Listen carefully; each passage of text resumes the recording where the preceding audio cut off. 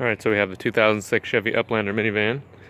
And what I'm doing is I'm going to build a bed in the back for a woman who's 5'6".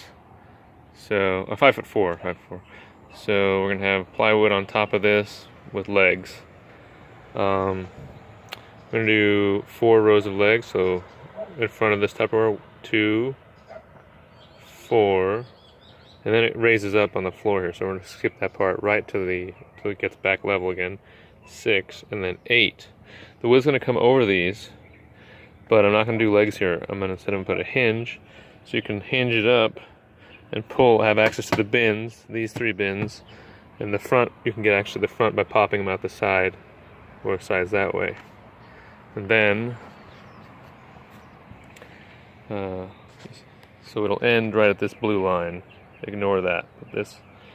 And that is going to be a cabinet that goes up about 22 inches high or so. That sink, that bowl, that's just a stainless steel mixing bowl from Walmart.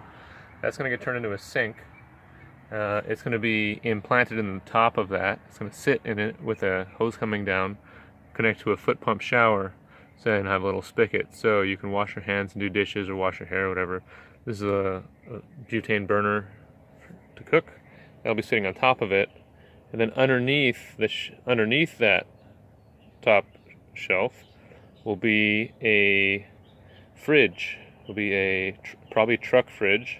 I've looked at the ARBs and the Dometics, and those are awesome, but their dimensions don't lend themselves to this project. So I think truck fridge has one that's within these dimensions. So it'll be at the bottom shelf, truck fridge sitting about something like that.